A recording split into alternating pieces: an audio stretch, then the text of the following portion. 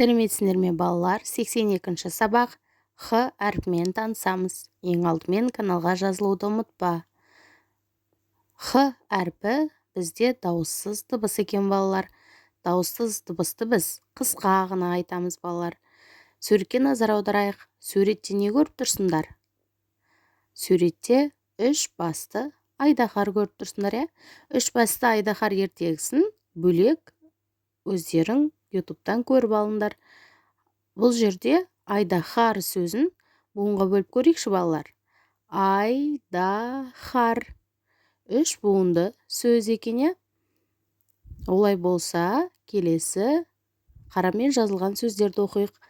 Қаһар, қаһарлы, қаһарман, гаухар, жиһаз, шаһар, жақан, жиһанкез, мәшһүр.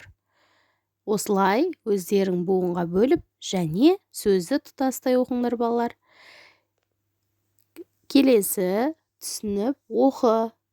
Гаухар Әдияға хабарлама жазды. Елімізде халық қаһарманы деген атақ бар. Осы атақтың иегерлерін білесің бе? Балалар, біз ең алдымен халық қаһарманы дегеннің кім екенін біліп алайық. Қазақстан Республикасының халық қаһарманы атағы отанына ерекше мәртебе көрсетіп, ел алдына игілікті іс тындырып көзге түскен, халқына аса көрнекті, қызметі мен тәуелсіздік жолында жауынгерлік ерлік көрсеткен адамдарға берілетін атақ екенін біліп алайық. Халық қаһарманы атағына ие болған Қайрат Рысқұлбеков, Қасым Қайсенов, Тоқтар Әубәкіров сынды аталарымыз соғысқа қатысып және жауынгерлік ерліктері үшін осындай атақ берген балалар. Бұны сендер жоғарғы сыныпқа барғанда тереңірек танысатын боласыңдар. Жақсы балалар, келесі тапсырма. Сенің жауабың қандай болмақ?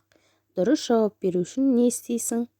Сөздіктен қараймын, анықтамалық кітаптан қараймын. Мен мысалы анықтамалық кітаптан қараймын.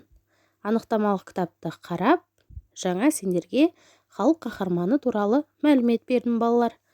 Жақсы балалар, сау болыңдар.